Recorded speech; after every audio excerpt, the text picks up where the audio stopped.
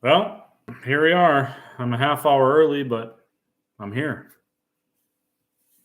Finally doing another live stream.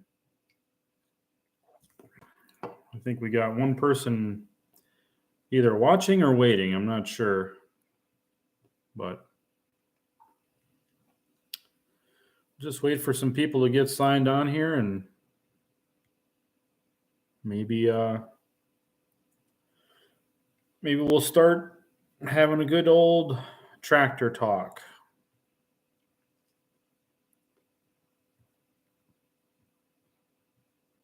I'm just trying to share the link on a couple of Facebook groups here.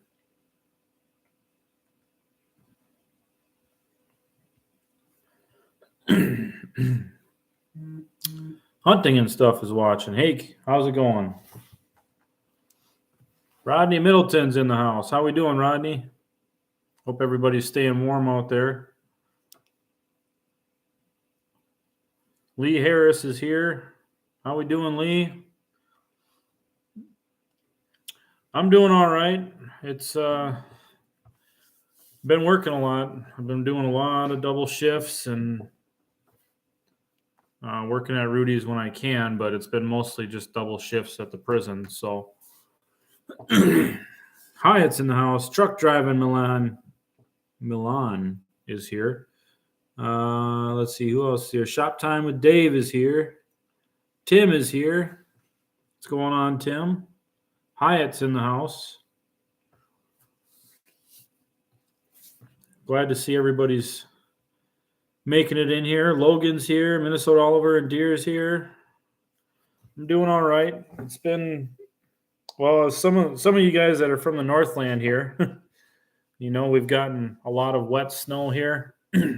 Rudy's in the house, but I probably got about 12, somewhere between 12 to 14 inches of snow, and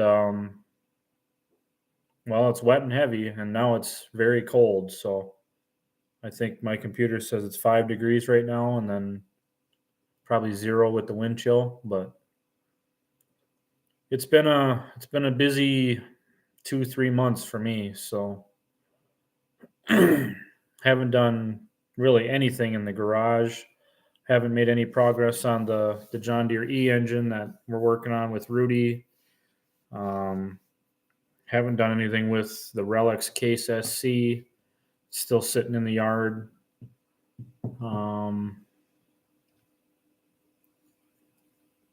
Haven't done anything. So 4 days of plowing snow. No thanks. I was going to fire up the M and plow snow, but there's really no point right now. I got nothing.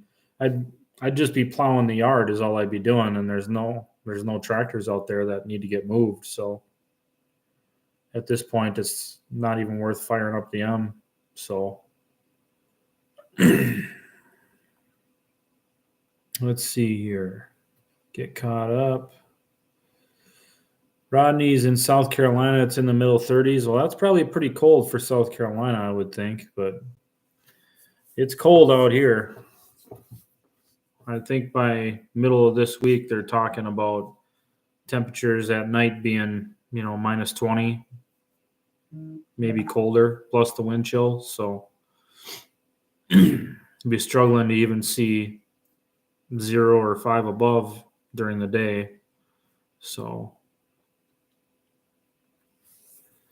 got to get the snowblower fixed and get the Cubs front axle fixed. I shouldn't say we haven't done any work. I did get the spark plug wires made for Hyatt's Case RC. So other than that, though, haven't done anything. So poor little Oliver 1850 has blown up. So time for a Cummins diesel conversion. Hey, I'd be on board with that. I like if you guys haven't checked out Andy Fromm, F-R-R or F-R-O-M-M. If you haven't checked out his stuff on YouTube, he put a 4BT Cummins in a Farmall M, and he did a really nice job. Pretty cool.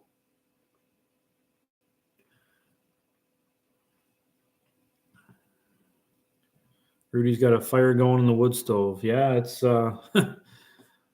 it's crazy. I just got my heat bill, and it hasn't even been cold yet, but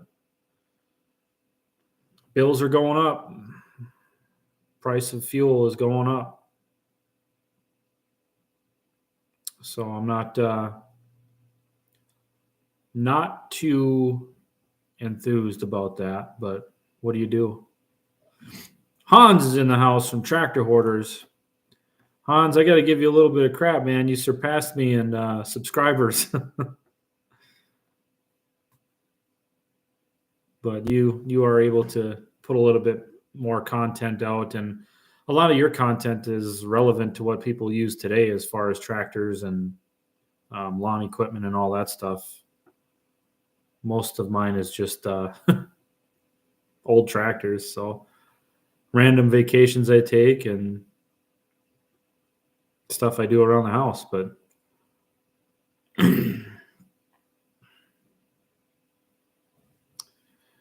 Dave says, be careful with the Cummins conversion, Logan. Those 1850s can blow out the gears in the rear end. Hyatt says he's loving the Christmas tree. Well, there's the Christmas tree, and then there's my new canvas prints. Check that out. Who's that guy? Whoop, I got to figure out which way I'm going. Who's that guy right there? Got the new canvas prints on the wall. Got the American flag hanging up over there. A little bit of redecorating going on in here. So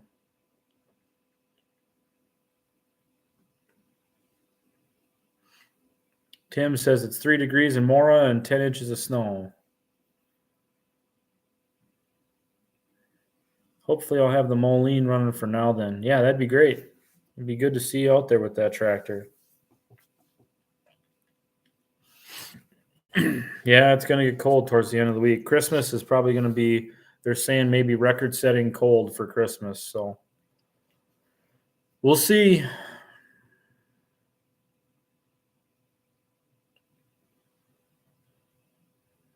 Yeah, I've been making some shorts lately just to bring you guys something. Hans is talking about how the algorithm on YouTube is working, and I don't agree with the shorts either, but right now, you know, I'm lucky to just fire up the tractor, take a couple laps around the yard, and then park it, just to take my daughter for a little ride quick, and then we're parking them. So it's that time of year right now. Truck driving Milan says paid $4.99 for diesel, first time under $5 in a long time. Yeah, it's been around about $4.99 here for a while. So, am I going to the half century of progress? I doubt it. I doubt it.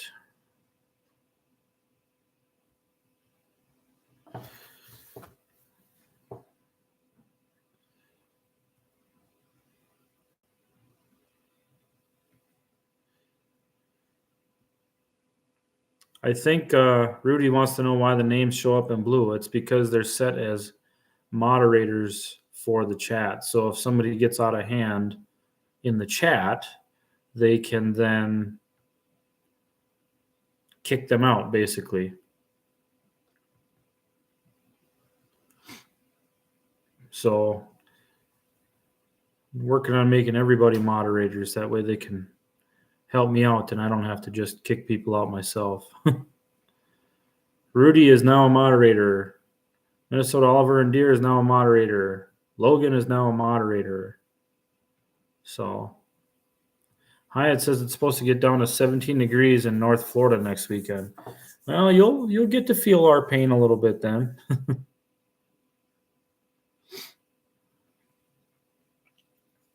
Sad thing is we'll still be 40 to 50 degrees colder than you. Mr. Stubb is in the house.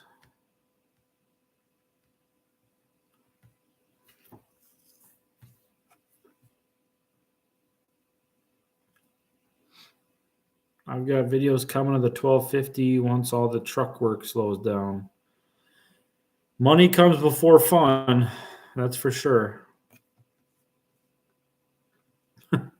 Rudy says, now I'm somebody. You were somebody way before becoming a moderator for my little chat, my friend.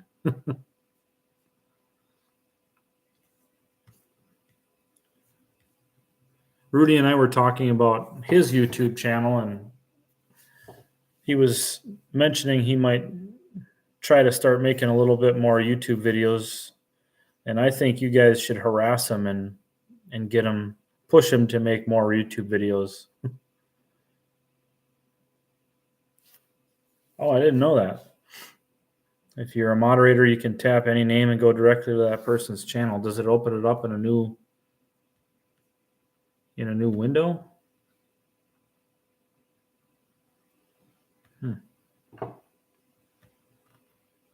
How come I can't tap on your name and go to your channel? What the heck? It's not letting me do that. Maybe is it only if you're on your phone, maybe? Because even if I click on the little dots next to your name, it won't let me do that. I don't know.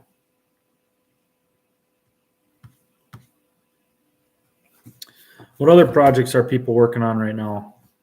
Anybody got winter projects they're working on?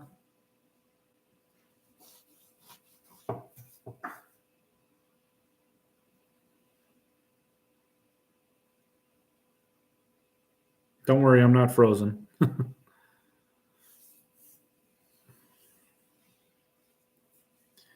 A legend in my own mind. Hey, you and me both.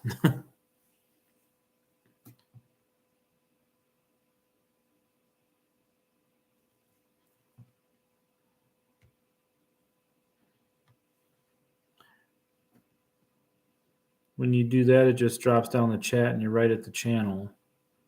Huh. Didn't know that. Hans wants to know if I've had the M out for any snow removal. Nope. I moved it. I started up and moved it, but other than that, I haven't ran it. And now with the cold weather coming now, it's going to be it's going to need to be jump started, that's for sure, because the battery that's in it is 8 years old, I think.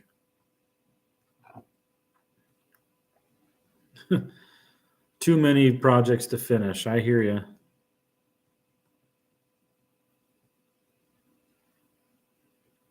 Been watching Rudy's videos the past few nights, still waiting for that cool lightning trick. But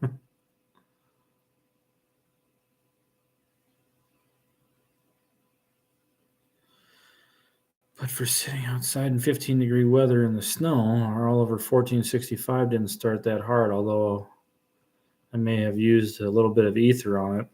Ah, you introduced it to the ether bunny. Good choice. Truck driving Milan. What's the long-term goal for the Suicide Awareness H? I recently discovered your channel from a suggested feed. Well, the goal for the H was to raise awareness throughout the project, and then long-term, it's going to be used as kind of a traveling billboard, so to speak, and an interactive, what's the best way I can say it? Interactive learning or teaching tool. Teach people how to use and operate these tractors, and let people get on it and drive it and experience what it's like to drive and operate one of these tractors, and to just spread the message of, if somebody or you yourself needs some help, just you gotta get it, man. There's a lot more worth living for than there's worth dying for. So it's going to be, the intention is to have it as a traveling billboard, both at parades, plow days, obviously tractor shows and antique agricultural demonstrations. It's only traveled around Minnesota so far because currently I don't have a pickup and I don't have a trailer that's capable of hauling the tractor. So I've had to borrow pickups, I've had to borrow a trailer, and I've got a lot of great friends in the hobby that are willing to help me out with that. But I sometimes feel guilty for asking to borrow people's equipment to haul the tractor. So this year it only made it to, I think I only made it to now then with it, actually, just the one tractor show. But last year it was at Almalund, it was at Now Then, it was at Rolog. I'd like to get it to White Pine. I'd like to get it to the Little Log House show. There's a lot of shows I'd like to take it to.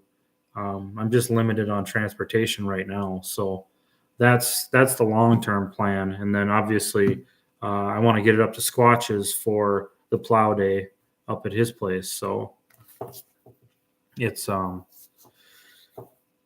just getting all the pieces to fall in place right now. And if it weren't for, everybody on this channel and all the people that donated and all the companies that either donated parts or labor or, whatever it was that they donated, this project would have never happened. And I have met so many people, both at threshing shows and through YouTube, and people have contacted me through email and Facebook about how the project really, brought a smile to their face, or they themselves were struggling and they got hooked in the project, and it really brought them some positive light in their life. And it's really great that, just doing something like that in this hobby, even if people aren't into tractors at all, but they see the project and they see, the quality of the product that we put out, and, they're just ecstatic. I've been very honored to be kind of the caretaker of this project, and it's been amazing to have people come up and say, oh, I lost my son 11 months ago to suicide, and I lost a brother, I lost a cousin, I lost a friend, and they really appreciate what we did with the tractor. And eventually, I don't know, I've got some things going on right now outside of YouTube and outside of tractors that it's just not something I'm going to discuss, but I've got some things going on right now that I don't know what's going to happen as far as the projects. Short term, long term, this channel is not going to go away, but short term, we'll see. There's some stuff that lies ahead for me. So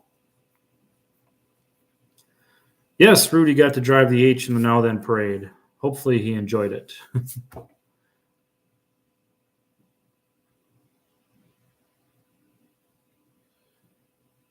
Hyatt says, I'm debating about asking my dad-in-law to help move that John Deere M out of the woods this weekend, but that is when the cold front is arriving.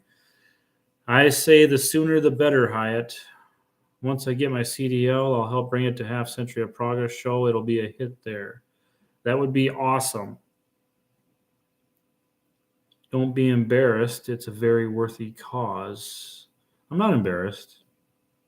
I've faced, not a lot, but I've faced some heavy criticism for it. I've had people come at me and say, oh, I wish I could solicit people to pay to restore my tractor, and comments like that. And people tell me that I'm a fake or a phony, or I'm stealing people's money, or there's always going to be naysayers for that. But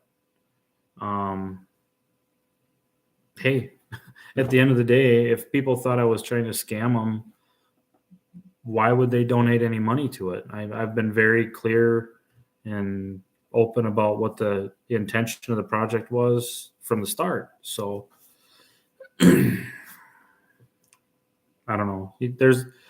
There's always going to be people that hate on you for trying to do something good. So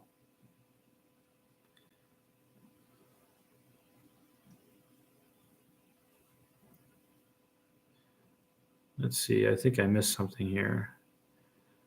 I lost my 15-year-old son on March 28th. Oh man, I'm sorry. That's I'm sorry to hear that. I lost my mother in 2017. So, and I've lost friends. I've lost coworkers. I've lost, other distant family members. So it's something that has really touched everybody's life in some way. So I'm very sorry to hear about your loss. Hopefully the series kind of puts a smile on your face, the restoration series. So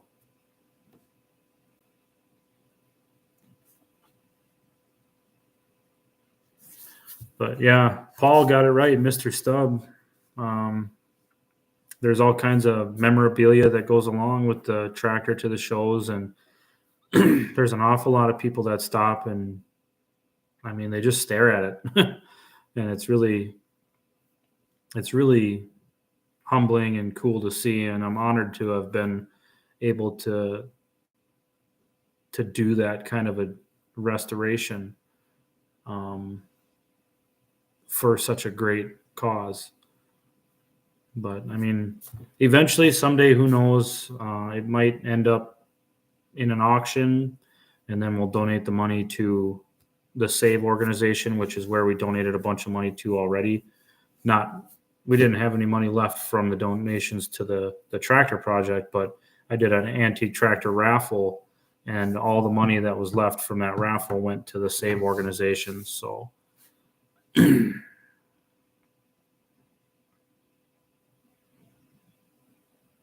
Logan says, I don't remember the last time I drove a letter series Farmall. They're all sitting in the hay farm waiting. It hurts to see my great-grandfather's Super A just sitting, but I don't have a use for it. Yeah, it's just like my M. I don't really run that tractor a whole lot because right now I don't have time. And the loader, while it works awesome when I need it, when I don't need it, it's just cumbersome to drive. It takes up a lot of room. It's heavy. I don't have any equipment to haul it. It sits a lot, but at the same time, I wanted an M. So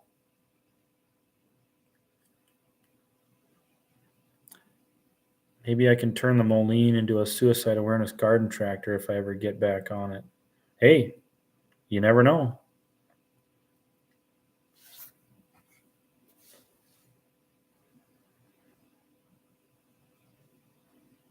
Truck driving along says, yes, I'm glad it's brought a smile to your face and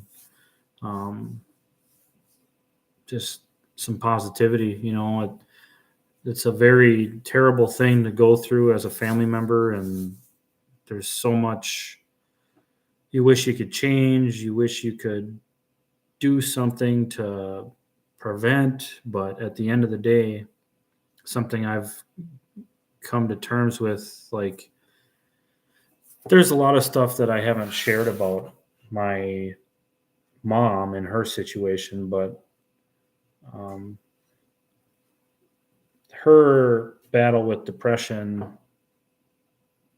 it was lifelong. As a kid, there was so much going on, with alcoholism and depression and, suicide attempts. It's going to sound kind of grotesque, but it's the only way I can say it. I found when I was probably, 12 years old, I found a noose hanging in my basement at my house. And the only logical explanation now, when I look back, was my mom did it, and she had every intention on doing that then. And that's not something as a kid you should be thinking about, is, finding a parent dead. And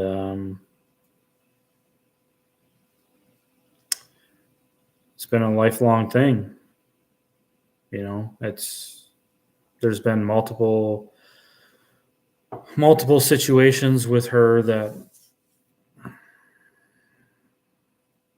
different methods, I'll say, whether it's pills or cutting or the noose. It's not fun. It's not a fun thing to think about. And for me, like, I don't know if you guys understand how much you guys helped me through this whole thing, as far as the healing process and, having that distraction, I guess, and just trying to find a different way, find a new way. Because life goes on, you can't just stop living. So yeah, it's tough, but keep on keeping on.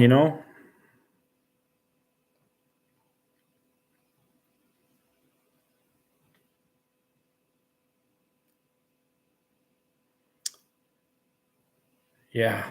Anyway, and I lost my dad in 2014. That was from a massive heart attack. But the heart attack was, he had, I think, 2 or 3 open heart surgeries before he passed, in a span of 3 to 5 years. But he had led a life of a lot of alcohol and some drugs and heavy smoking, and just not a healthy lifestyle, not conducive to living a long life. And him and I had a falling out years before that, and I had to distance myself from my parents. I mean, obviously I love them, they're my parents, and but in order for me to stop the cycle of alcoholism and abuse and all these other things, I had to distance myself or have limited interactions with them, because I couldn't be around it anymore. I grew up with it, and enough was enough. So it's just the way it was for me. And it's, now there's other things I'm going through that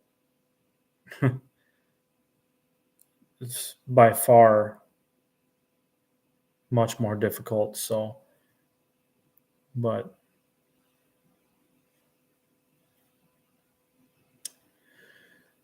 oh man,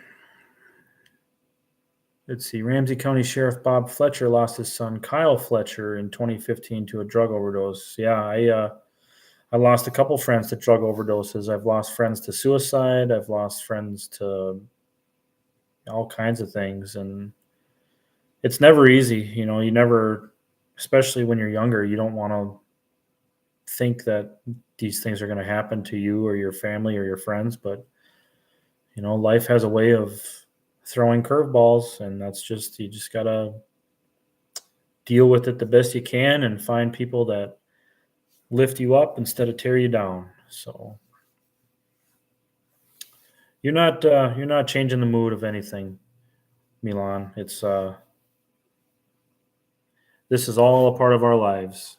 Tractors is just an outlet for us to sit around and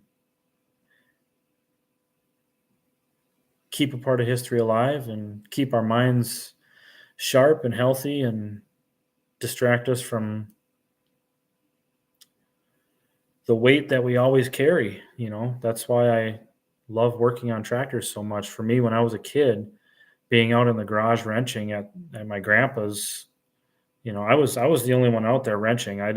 Nobody taught me how to do anything. I just took things apart, and that's how I learned. And then I found when the internet came out, I found Yesterday's Tractors forums, and I started posting messages on there in like 1996 or 1997. So I was 12 or 13 years old when I started using yesterday's tractors forums, and it's still a very healthy forum and resource. But I don't hardly ever go on it anymore and post. I just read a lot. But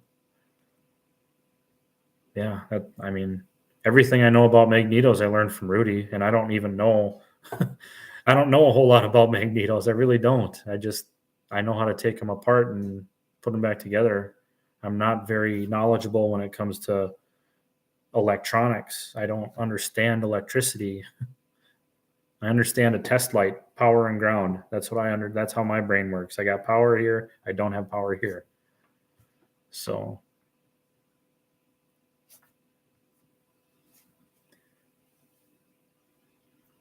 but I definitely want to I want to do more projects like that.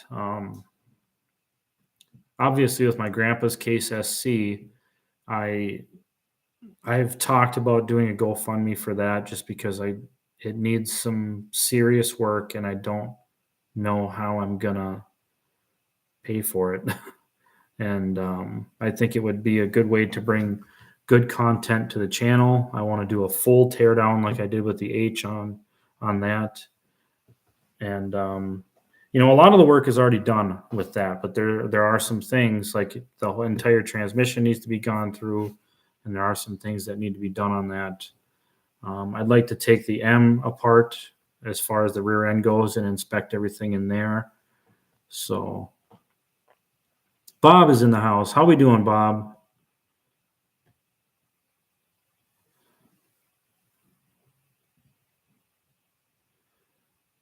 Radiator's in place on the Super A and just needs a lower radiator hose and the front end will be done. And then it's wiring.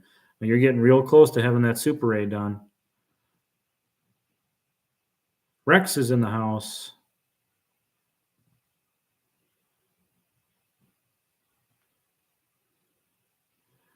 Yep. All we can do is take it one day at a time, Tim. I'm sorry for your loss. I'm sorry for everybody's losses. I know I've been kind of rambling and I haven't read every single message. I'm trying to catch up here, but it's a tough part of life. Family loss, friends lost. It's a tough part of life, but it is a part of life. So it's just one of those things that you have to take a moment to stop and appreciate and understand that, someday we're all going to be meeting the same fate, and hopefully we'll all walk through the gates and shake hands again. So it's not goodbye, it's see you later.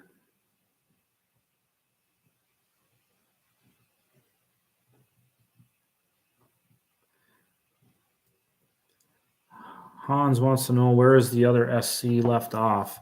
Well, I gotta get the cylinder head manifold surface cleaned up, put the manifold on it.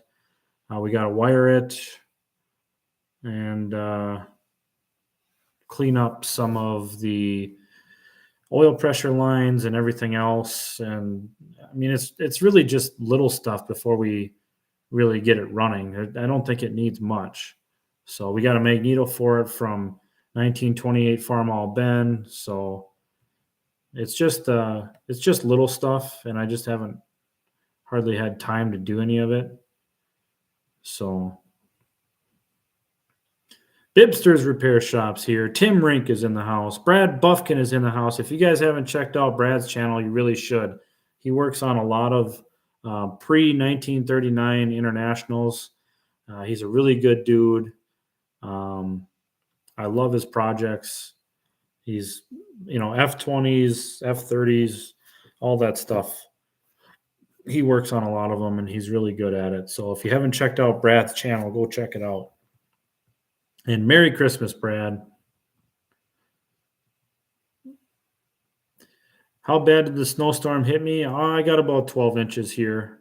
My power was in and out for about a day.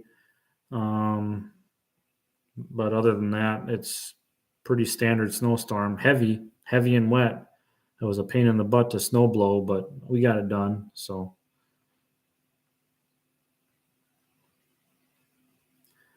Logan says it's Hurts to see the Super A sit. I would love to have a Super A with like a back blade on it, and I could just drag instead of using a snowblower for the heavy snow. I could just use the back blade and drag my driveway out. But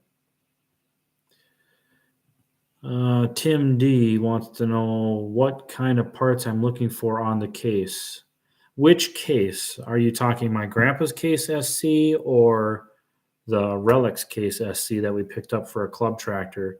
The club tractor is just something that we picked up to have at the tractor shows. Like if we get people from out of town that, want to goof around on a tractor, they can jump on the case and drive, or they can jump on any one of our tractors and drive, and then we'll take the case. And it's just an extra tractor that we had around that,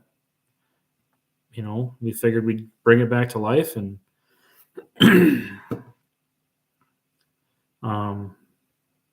yeah, it's just an extra fun toy to have for people. So Hyatt wants to know, Tim says, what parts for my case? Well, pretty much all the bearings in the rear end, all the gaskets in the rear end, but I really don't know until I tear it down and see. So there's some welding that needs to be done on the block, and I don't know. I'd like to keep the original block because it's a numbers matching block, but I don't know if it's worth putting that money into the block or just replacing it with a donor block. And I know the smart thing to do would just to be replace the block, but for originality purposes, I want to keep the original block and have it fixed. But it's probably not going to be cheap. You're talking probably well over $1,000 by the time it's welded and machined. So Hyatt says, you mentioned applying WD-40 on my M when I pull it out of the woods. Should I do so even if freezing weather is expected? I'd wait till it warms up. It's not going to rust in the cold. There's not enough moisture. Well, Florida, if it gets warm, it'll continue to rust. But if it stays cold, it's not going to really rust until it gets wet and warm. So Dalen's in the house. How you doing, Dalen? William says, just finished a 27 Stover engine rebuild he started last winter. I bet you Rudy would love to see that one. I'd love to see it, but Rudy, he really loves small engines. He loves anything with an engine, just like the rest of us. But he's got a large assortment of small engines.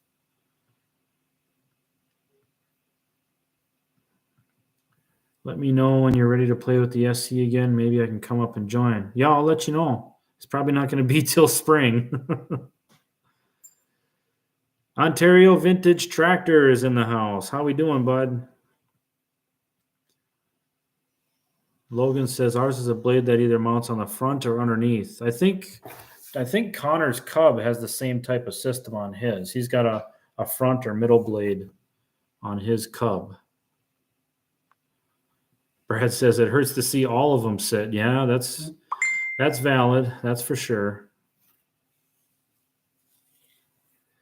Rex says he got 24 inches by Duluth, and heavy was an understatement. Yeah, I can imagine. You must be up on the hill, though. You must be away from the lake, because I saw some pictures from like Canal Park that they got like 6 inches, but that snowfall doesn't really start until you go up the hill away from the lake, from what I understand. So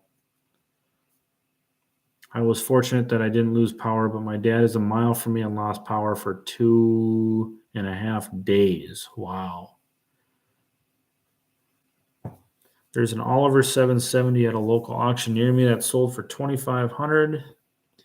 I've seen them sell at $6,000 to $8,000. This tractor probably $6,000 into it, and it was a freshly restored machine. Yeah, the market is really taking a hit nowadays, depending on what you have. Obviously, if you have a large prairie tractor or a steam tractor, well, the money's always going to be in those. But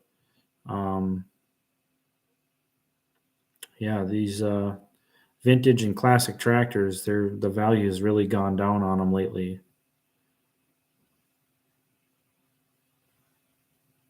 Rudy says, I have a Stover CT I would like to rebuild someday. Don't know what that is, but I know it's an engine. Ontario says he's doing good, just ready to talk tractors. Well, you're at the right place. Tim says just a few acres farm is restoring a Super C farm wall. Yeah, I've watched a couple of the videos, but I haven't had time to really dive into watching, his whole series on it. I haven't had time to even keep up with Squatch's videos, and I'm a member on his channel, and I haven't had time. I've been either working double shifts at the prison or I'm working at Rudy's, and when I'm not working, I'm sleeping. So, except for right now. Check out, let's see. Rex says he's up the hill about 15 miles northwest of town. Yeah, I kind of figured that you'd be up on the hill. If y'all check out Crazy D's equipment channel on YouTube, he's trying to save 40 vintage tractors from being scrapped. Kenny, there's even an SC looking for a new home. I'll share the link. Well, I won't be bringing home any tractors anytime soon, but I do have a surprise coming. I don't know when it's coming, but there's a surprise coming for the channel. So when it gets here, you guys will know, but I don't know when it's coming. Mm-hmm. Yeah, Squatch is he's buried in up there. That's part of the disadvantage of living in the middle of the woods like that. You get trees down on power lines, and they're not just on your power lines on your property, they're everywhere. So it's a rough deal up there, but he'll get back online. It's just going to take some time to get the infrastructure back. So Tim says got a 1929 Farmall regular, runs but needs a lot of TLC. Can't wait to put my great-grandfather's steering wheel on this tractor in his memory. That's awesome. I have the steering wheel for the Case SC hanging on my wall because we replaced it with the original two-spoke style. It's they call it a banjo style, but instead of having 3 spokes, it's a 6-spoke, so a double spoke in 3 directions. So the original steering wheel is hanging on my wall in my garage. GMC Cracker Box truck. Mike is in the house. Yeah, Squatch has got a lot of work to do. 1928 Farmall Ben's in the house. He just got his, I think it's a Case 800, maybe. You have to refresh my memory, Ben, but just got his Case 800 diesel running. So Brad says he rebuilt a Stover CT4 a couple years back. Rudy should holler at him if he runs into a snag when rebuilding his. Rudy, you hear that? Brad wants you to call him if you need any help. Members where a tall pine snapped under the snow's weight? Yeah, it was like an explosion. There's a video circulating on Facebook that this pine, the guy was filming and it was just slowly bending and bending and bending, and all of a sudden, bang, the tree snapped right in half.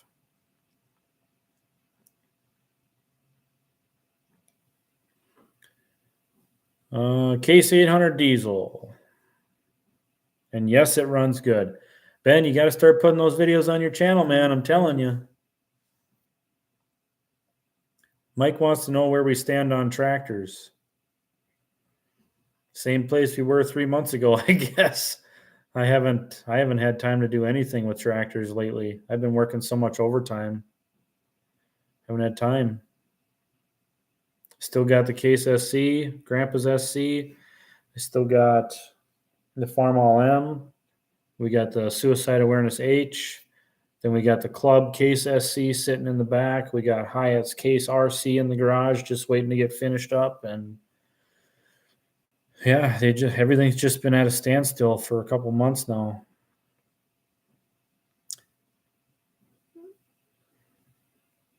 Dalen says, I started restoring my 770. That was my grandpa's tractor, and it amazes me that through the years of how many parts have been subtracted from it. I've been searching like crazy for parts for that machine. Yeah, it's always fun taking on somebody's farmer fixes, if you will. But when it's your grandpa's tractor or a relative's tractor, it's funny how much you really don't care about the money. It's just you want to see the tractor live again so you can wrap your hands around the steering wheel and take off on it just like grandpa did.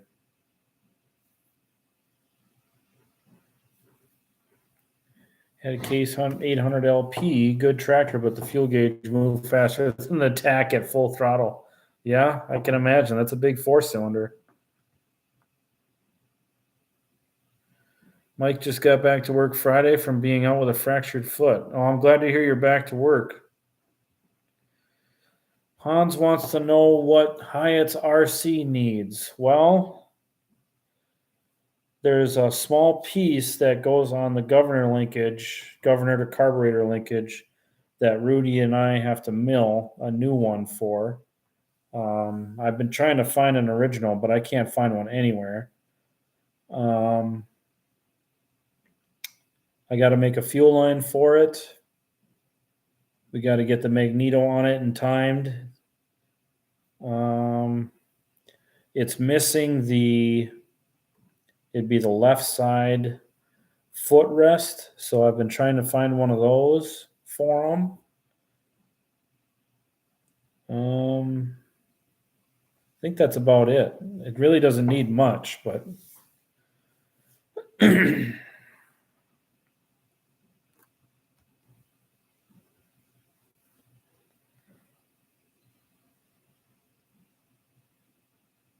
oh, trust me, Ben, I know all about how being pressed for time is.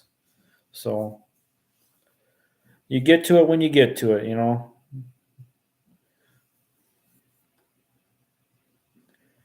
Logan says, I just found out that our Farmall 706 LP may be coming back to the farm. That's a good thing, I hope. You can never replace sentimental value, no matter how much money you try and offer. That's very true. I would get rid of my M in a heartbeat if I could get my grandpa's M back.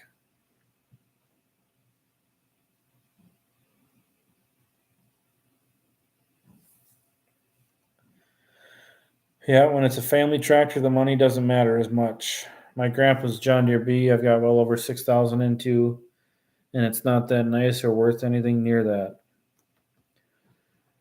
Well, we don't do it for the money.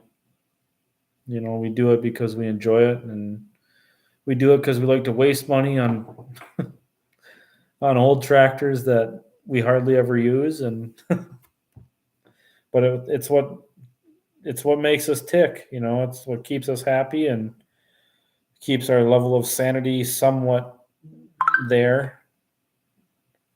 So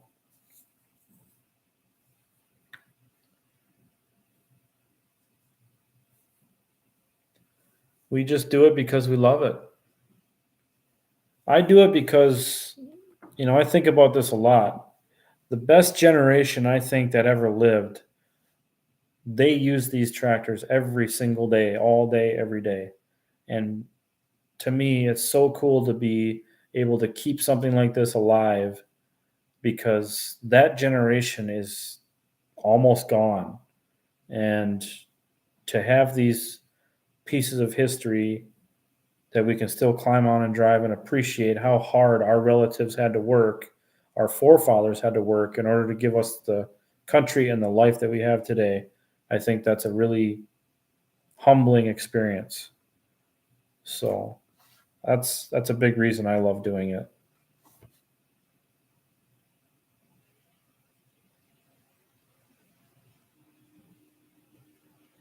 I wish I had some of the steam tractors and stuff that my extended family had back in the day. There was probably 3 or 4 steam tractors in my extended family.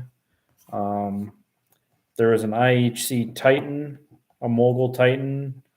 There was a John Deere B on steel. There was an Oliver like I don't even know, 80 standard or something, like an unstyled Oliver 80 standard.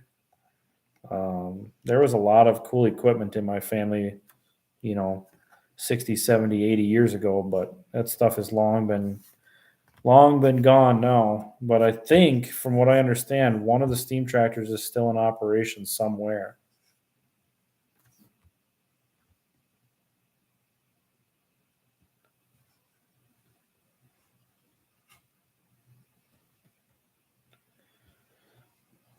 I feel you on the business, Kenny. Been attending tech school for ag power, and I'm now on winter break. But the school is a Case 7120 prototype, and I was amazed when I heard that. Yeah, that's pretty cool. I mean, I don't know what that is, but just to have a prototype is cool.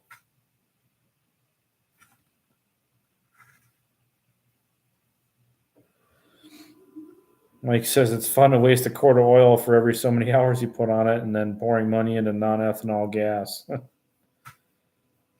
Dave Lambert's in the house.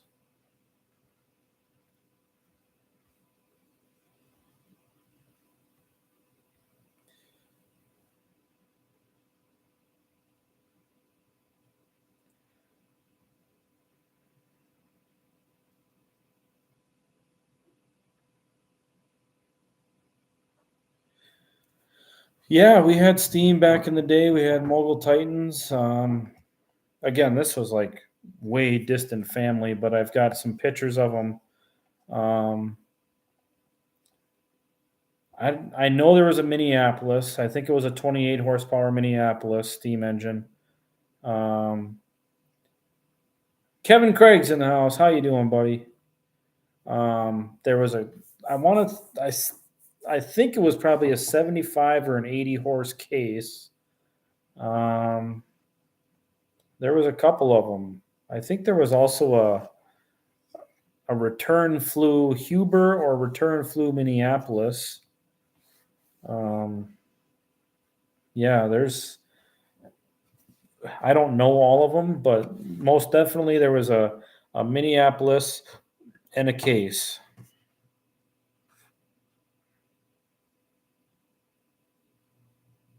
Just trying to catch up on the chat here.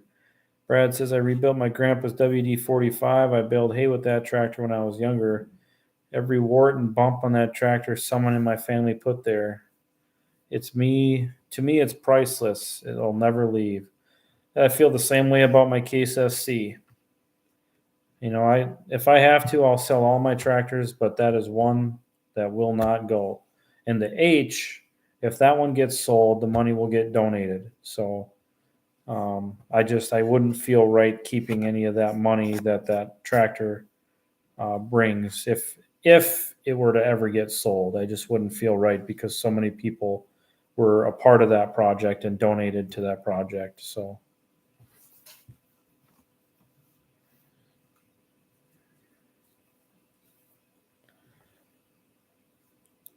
Hyatt says that's another thing he appreciated about his RC. It's from 38, pre World War II, and he thinks about who might have used the tractor to farm and make a living.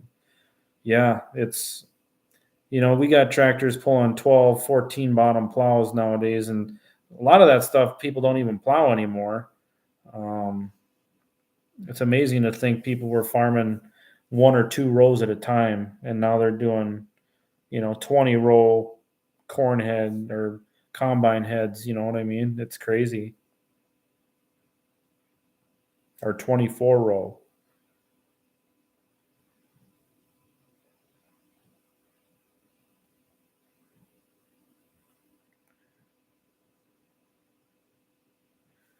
Well, Ben,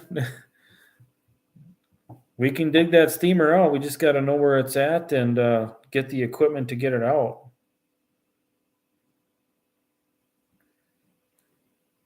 When I'm done restoring the 770, I plan on taking it to shows around the Midwest. I'll waste the gas just to spend the weekend at a show working that machine and having fun.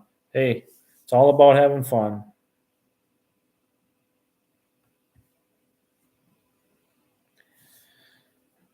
My grandma's cousin knows the widow of a tractor collector. He supposedly had over 100 that were red. I don't know what shade of red, but they're red.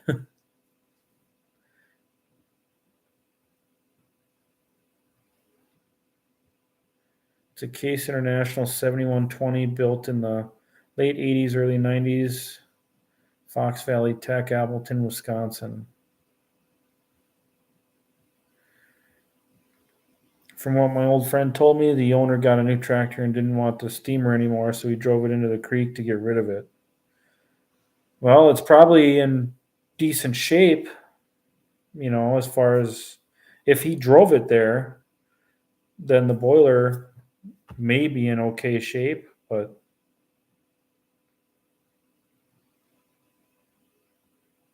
supposedly one of the original Case 150s pulled a 50 bottom plow for the war effort, but it was scrapped shortly after that.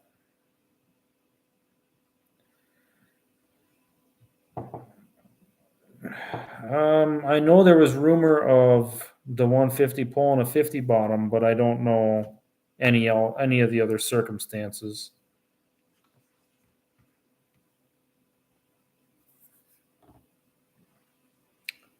I thought that the 150s were all done well before the war. I thought because they only built 9 of them. And from the research I've done, I've been pretty heavy into the 150 since I saw Corey start that project. And from the research I've done, and George Headkey is a big resource, or was a big resource for the 150, because he had the last original boiler, and that's where Corey got the boiler from, was from George Headkey. But I had heard rumor or read somewhere that 3 of the 9 150s were converted to skid engines and shipped to Canada, but I don't know if that's true or not. I forget where I read it. It might have been over on the Smokestack forums, but I read it somewhere. But obviously none of them survived to the best of anybody's knowledge. So the only remaining piece was the one boiler that was down in New Mexico or something, and then George Headkey got a hold of it. And then Corey got it from George Headkey. So Brad says, I think the awareness H is right where it's supposed to be. That's very nice of you to say.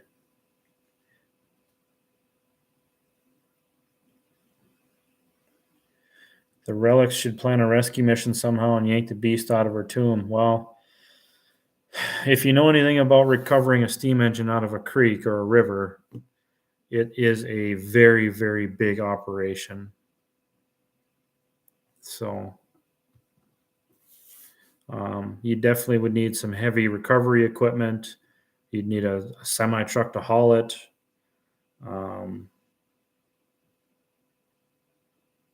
It would need some serious logistics, but it can be done. If Corey Anderson can build a 150 from scratch, we can somehow get a steam engine out of a creek. A dam broke up north, and they recovered the steam shovel used to build the reservoir. It is in the process of being restored. See? Anything's possible. Depends on how many effects the cold water had on that hot boiler. That's true. If he drove it into the creek and the boiler was hot when it went in, you never know. There may be some cracks, but we can deal with that when we get it out. Well, the only way to deal with a bad boiler is to have a new boiler made, and they're not cheap. But I bet you, I would be willing to bet, if we can get that steam engine out of there, I would be willing to bet we could start a GoFundMe or something, and I can almost guarantee we could raise enough money to save the engine, because that would be something that there would be a lot of people getting involved with. And it's not that I want to take other people's money. I don't. But if we can save an engine, I think that there would be a lot of people that would be willing to help save an engine. That's all I'm saying. And it would make a fantastic YouTube series.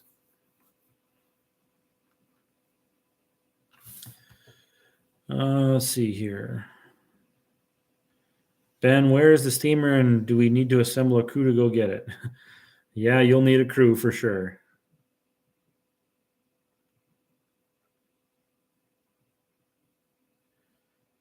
Rudy's going to take off. It's good to see you, Rudy. I may be in tomorrow. I may not be. Tuesday, I will not be in. I have to meet with have a meeting after work, and then I might have another meeting after that. So we'll see what happens. But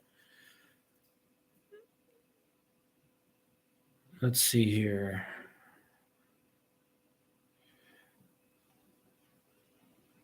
Do you think Corey would help us rebuild it? I really want to meet that man. I think Corey would definitely help us if we needed help. Corey, um, um, gosh, why am I drawing a blank here? Jim Bryden up at Larson Welding, he'd be probably more than willing to help us. Gary Bradley. Um, there's a lot of, that's one thing about the STEAM community is there are so many people that, I mean, the antique tractor community in general is an amazing community to be a part of. People who come from all walks of life just to help each other out. But the steam engine community is like a small faction within that. And the amount of things that those guys get done is amazing. Sean Jacobson lives a mile and a half from me as the crow flies, and he's got a steam shop at his place. And I know he'd be more than willing to help us out if we can get that. If we could get it out of there, I can almost guarantee that Sean would be willing to help, and we'd probably be able to keep it at his shop just to get it going again. They're redoing a 3570 Minneapolis right now in his shop. So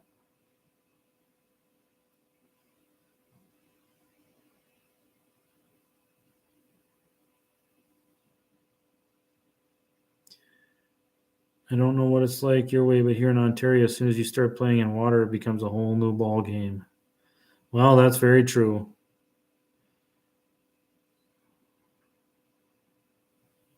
I'll ask my guy to get me in touch with the owner of the ground. Gonna see him next week and put axle bearings in the 42M. Hey, that's a start. That's a start. If we can get it out of there, you know, he might be willing to let us try, you know.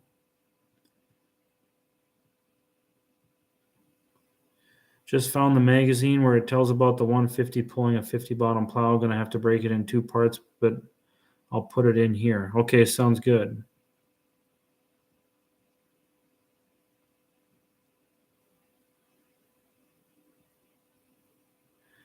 Let's see.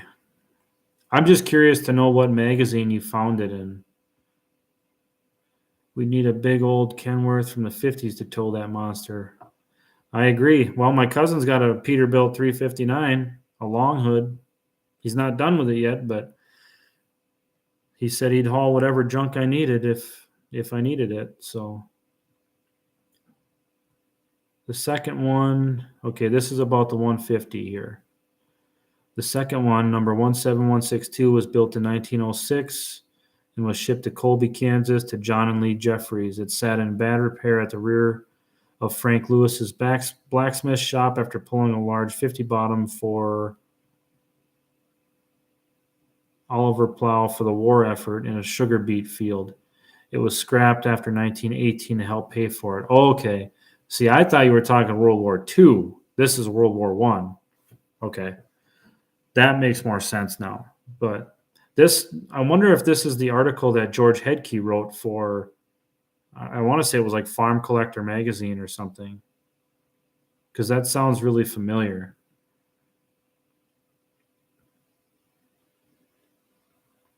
I've got to head out. Glad I was able to catch the live stream. All right, Hans, take care and stay in touch, buddy. Hang in there. Like I said, I'm going to try and go on that road trip in May, so we'll see where we're at when that time comes around.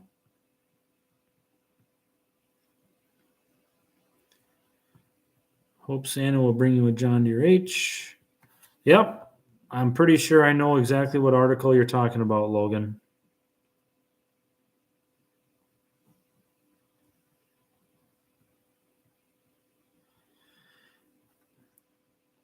Ben, I think you should come up to the Rolog Steam School one of these years.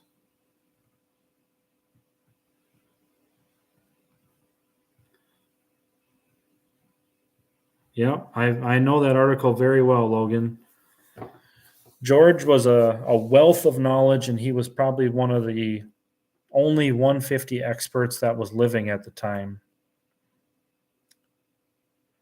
And now we have Corey Anderson, who built one from scratch, so he knows everything there is to know about a 150, which is just incredible. And if I'm telling you guys, if you haven't seen the 150, you gotta make the trip. It's the weekend after Labor Day in Andover, South Dakota. Otherwise, let me look real quick on Facebook. The 150 is going to Wisconsin in, I think it's like August. Let me look here. August 4th through the 6th next year. It's going to a show in Wisconsin. It's about 5 hours from me. But if you're near that area, you got a good shot at seeing the 150.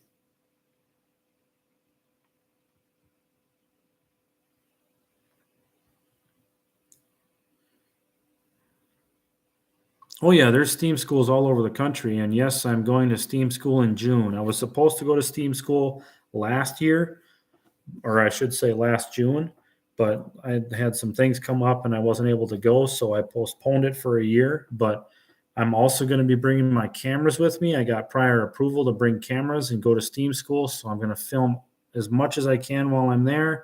And you guys are coming along for the ride. So stay tuned for that.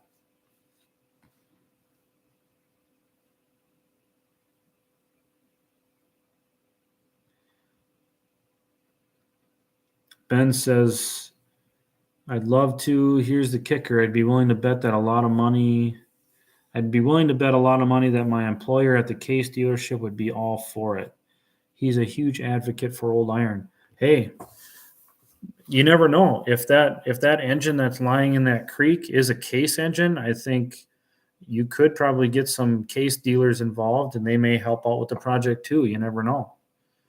You know, they might, you just never know. Because I will tell you guys this. Steam is very expensive.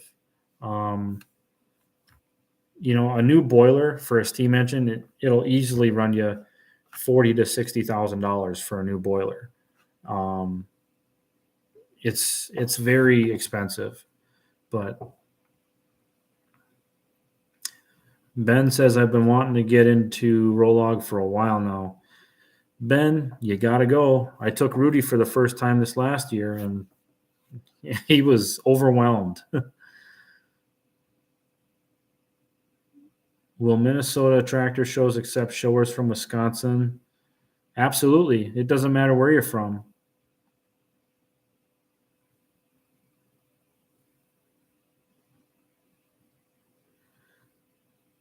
I've been wanting to get into Rolla.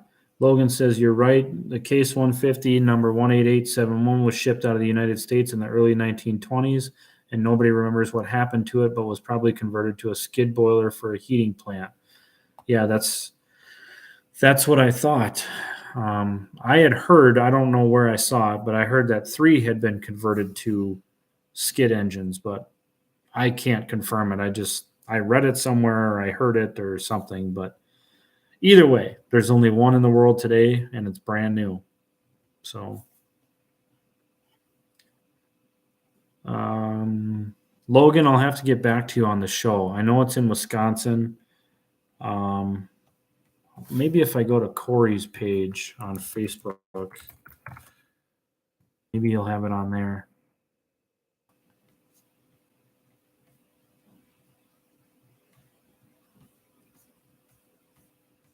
I know he'll have it on there, but it's just a matter of where.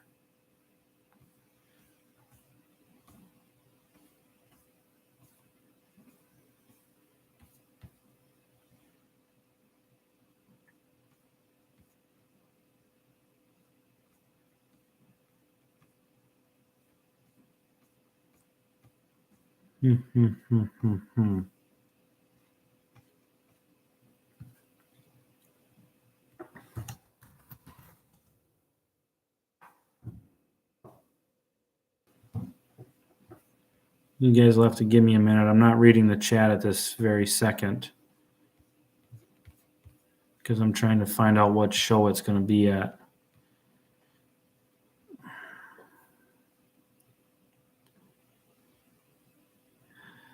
Kevin says he was in Rolog for the Rumley Expo this past summer. Wasn't that amazing? There was more Rumleys in one place than there ever has been or probably ever will be again. Wasn't that something to be seen?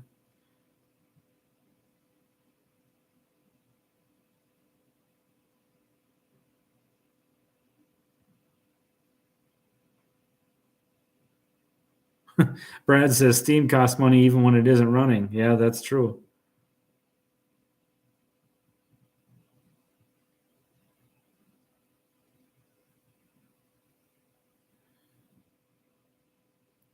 Hyatt says he's thinking about going to Rolog in 2023.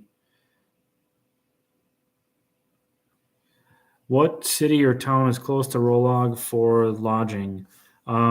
Fergus Falls is fairly close. Otherwise, Fargo isn't very far from Rolog. There's a lot of small resorts and stuff. There's a ton of resorts on lakes and stuff up there. So you guys could come up and do some fishing even if you wanted to. And there's a lot of areas around there. August 4th through 6th in Wisconsin for the 150. Yeah, I just got to figure out what show it is that the 150 is going to be at.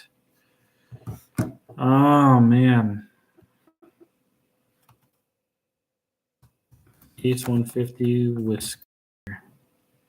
Okay, here it is. Burnett, Wisconsin at the Dodge County Antique Power Club, August 4th through 6th. So Burnett, Wisconsin.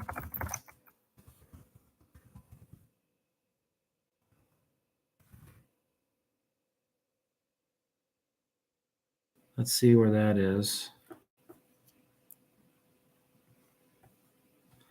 Burnett, Wisconsin is northwest of Milwaukee. So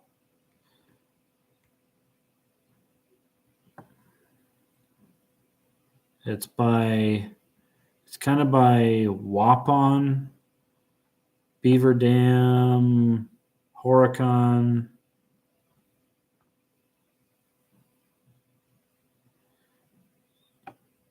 It's probably, I don't know, an hour and a half north of I-94.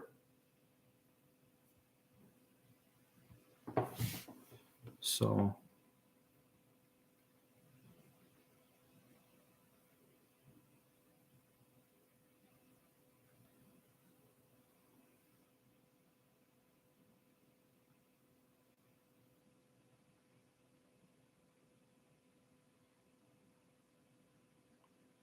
I'm just catching up on the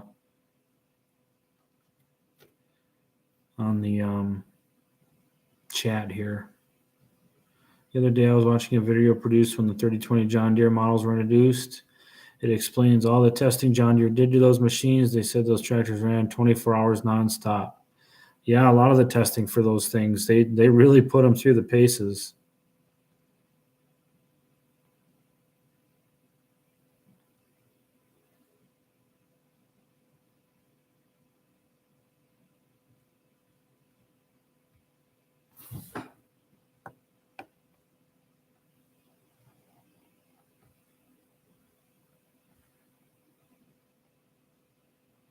Yep, Dodge County Antique Power Club. That's where it's going to be, August 4th through 6th. Logan, you really should go. I'm telling you. Brad says it could come to now then. The thing about it is, number one, it's extremely difficult to haul the 150. Number two, I don't know what it could do at now then other than drive around. We don't have an area big enough for that thing to do any plowing. I guess it could belt up to the sawmill, but other than that, I mean, the sawmill, the rock crusher, and the thresher is about all it could do. It's a very, very big machine. I don't know if you've seen it in person, Brad, but it's very big. Looks like we have interest in getting that steam tractor out of the creek. How much money do you think we have to raise the tractor? Oh, I have no idea. It depends on how deep it is in the creek. It depends on how much overgrowth is around it. What kind of, do we have to cut a path? We got to find it before we know what kind of resources we would need. So, but I have a friend that saved a steam tractor from the Republic River in Kansas. So they would be a good resource at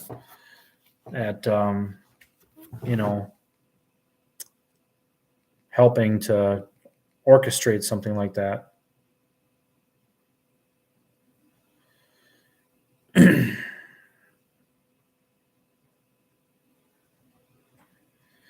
Paul's taking off. Good to see you, Paul. Thanks for stopping by.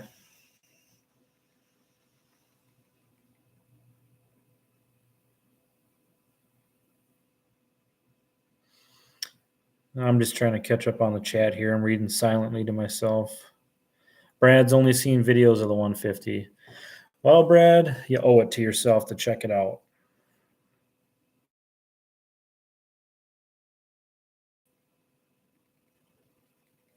If you can't go to Andover, see, that's the thing. Andover, South Dakota, from where we're at, Brad, is just as far as the Wisconsin one. And I highly recommend going to the Andover one just because I know for a fact they'll be plowing and doing all kinds of demonstrations with the 150. So I don't know what they're going to be doing in the Wisconsin show. I don't know what that setup is like there. So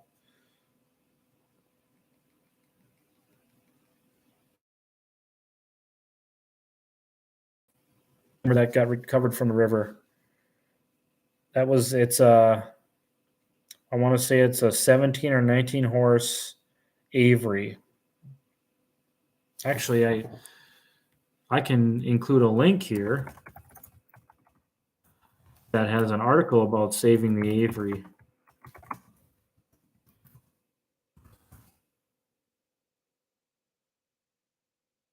(16 horsepower Avery from the Republican River. And here's the link. If you guys want to read about it. And there should be pictures in that show the recovery of it, possibly. Maybe not. No, I don't see any pictures. But there's also a link from the Now Then Threshing Show site. Maybe. Oh, yeah, here we go. Here's the link from the Now Then Threshing Show site.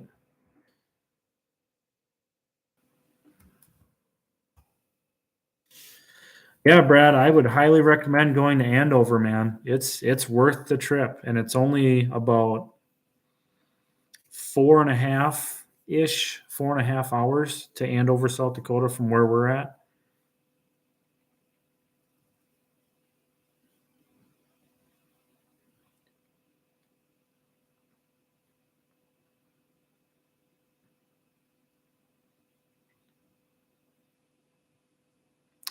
Yeah, that Mike's talking about a TD25 that was rescued.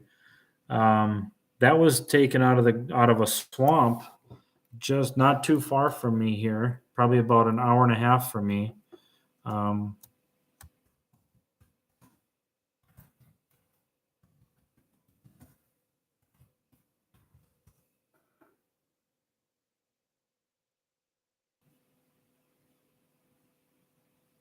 But there's a recovery video. You guys want to watch something really cool? Here's a recovery video. Whoop, hold on.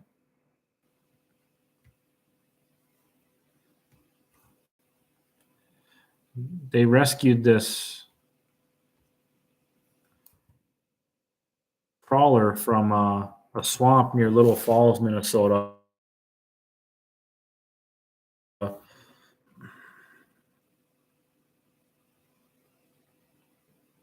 That's a really cool video to watch. And because this thing was like almost 20 feet down in the muck of this swamp, this TD25 crawler. And when they got it out, it was so well preserved because it had been submerged in this muck. No oxygen had got to it to rust anything. So they pressure washed it, they cleaned the engine out, and it actually started up without too much work. So, pretty cool story. Logan says, even if the 150 is just sitting there not doing anything, I'll still be happy. Hey, that thing, I'm telling you guys, you really owe it to yourselves to see that tractor. It's a piece of art for sure. And riding on it is it's like riding on top of a moving cabin or house. It's just huge.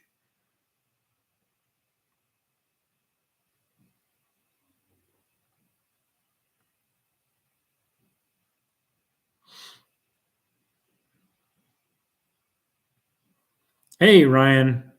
Sorry I didn't say hi to you. I saw you said hi somewhere up in the feed there, but Ryan's in the house.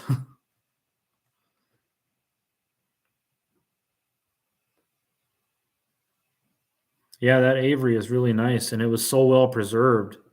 They really didn't have to do anything to it except, clean it up and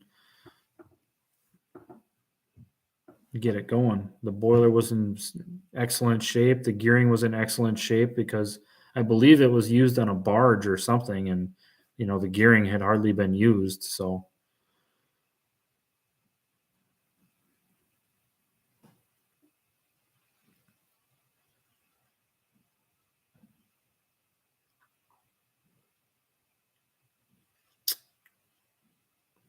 there's also a museum 9 miles away from me that has a bunch of steamers in it that a buddy of mine told me they want to get running. I bet I could talk to them and let us do the job. Well, yeah, we could probably get involved. I don't know how available I would be, but how goes it? Diesel truck mechanics in the house. It's going. Just forewarn you guys, I'm going to be signing out in 10 minutes. 8 o'clock is the deadline. Just got to go to bed. So work week starts again. So Bryce is in the house. Broken Wrench is in the house.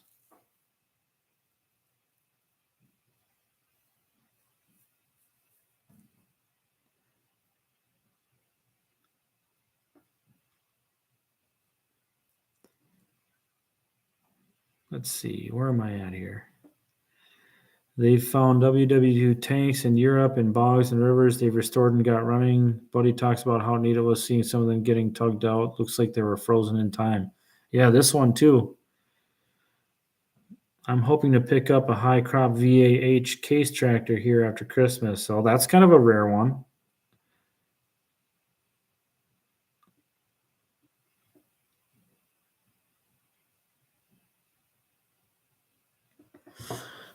Yeah, it's all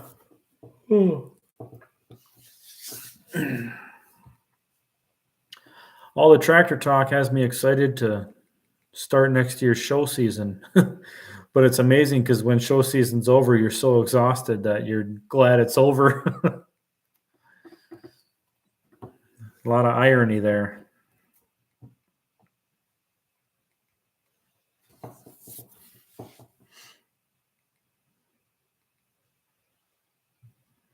But yeah, these canvas prints here, like I just got these. That's the 150 there.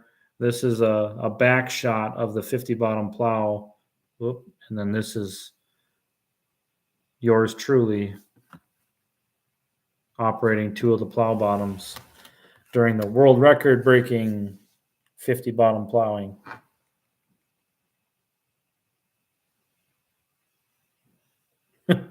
Diesel Truck says, I put on a show here in Washington and it is not fun. Yeah, it's a lot of stress. It's a lot of work to get these shows done.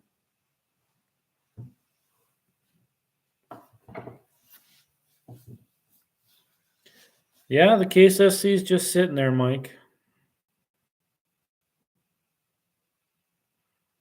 I look a lot better than a few months. A good thing. The stress is still there. I'm working more than I was a few months ago, but I don't know. Maybe I'm just used to it now. Bob, take care. Merry Christmas. Thanks for stopping by. Dalen, you too. Merry Christmas, buddy.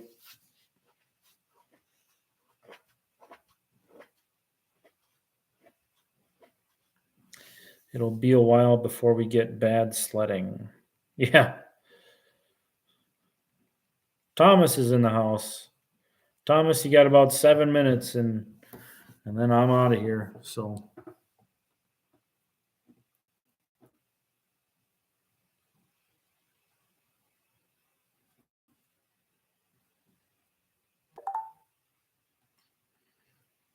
phone is blowing up here.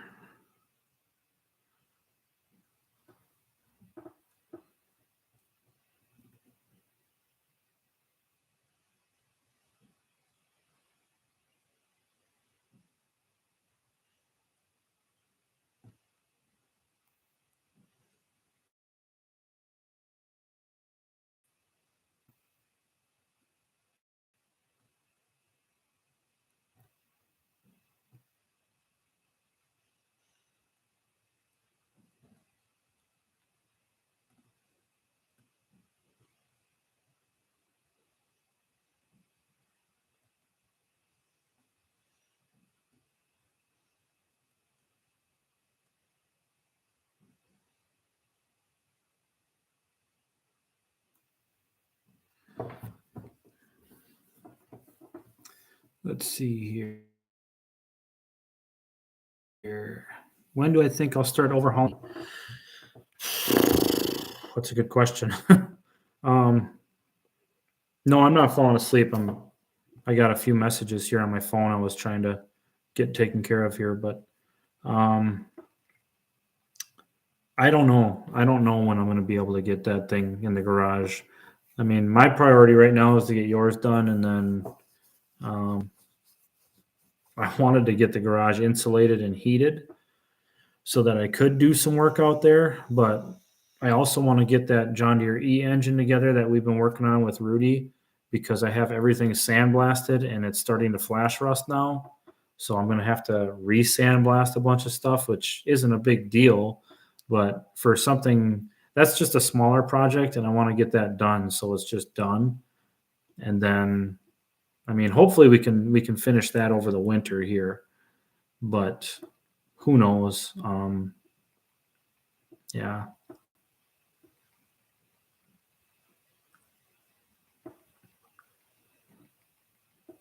I mean, I'd like to get the SC in the garage at some point in the next year, but realistically, it depends on, everything that you and I have talked about over the last couple of years. Depends on a lot of that. So,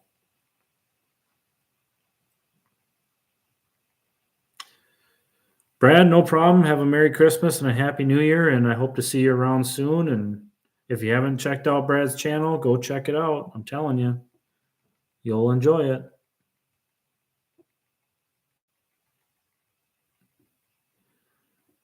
Yeah. Hey, Ben, tell your dad I said hello.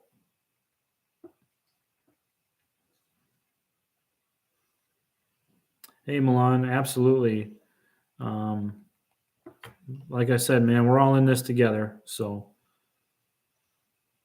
hope you enjoy the channel and the series and everything else that we get wrapped up into out here. And it's good to hear from you, and you take care. Have a Merry Christmas.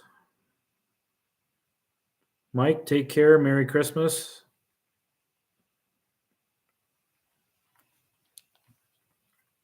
It's a great community that we have. It really is. The Super M that I went through had the most amount of damage I ever saw on an M or Super M. Yeah, that thing was in bad shape for sure. So, but it runs great now. I'm no mechanic, but I definitely I can tear things apart and put them back together. Far as I know, it's running good. I haven't heard much from Connor lately, so as far as I know, it's running good. if it wasn't running good, I probably would have heard about it. So has a really great Christmas, and if I don't see you before the new year, I hope you have a happy new year. But we'll see how this week shakes out with overtime and everything else. I don't know what it's going to look like, but I'm really trying to get out in the garage and um, try to get Hyatt's RC finished up here. But there's a few pieces that I haven't been able to locate that I've been trying to find. So yeah, I'm more of a mechanic than 95% of the US. Yeah, right. I don't know. For me, it's trial by fire. I usually don't. I learn something when I break something. I learn what not to do. So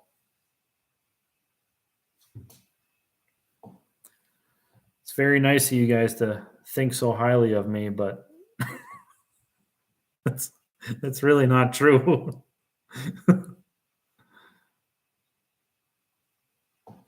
Oh, the time bomb, that John Deere A, Brigham's John Deere A, that way that I nicknamed Time Bomb. Um, a friend of mine, Tony, is still, as far as I know, he's still working on that tractor.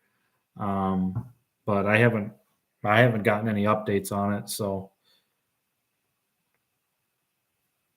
Ben wants to know what parts I'm looking for the RC. Well, Hyatt needs a left side footrest for the RC.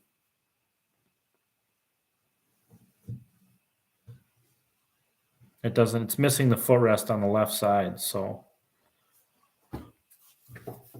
try to find one of those, and then I find the little linkage piece that goes from the governor rod to the carburetor rod. It's just a small piece. I'll have to send you a picture of it, Ben. But other than that, I'm not looking for anything. Just I'm looking for time so I can get things done. But anyways, it's 8 o'clock. It's been an hour and a half on this live stream. So yeah, we'll see what happens. I'll send you a picture, Ben, and we'll see what we can scare up. Otherwise, Rudy and I were gonna make something on a mill and just do it that way. But anyways, I'm gonna sign out and start getting to bed here. I might be working doubles for the next 4 days. So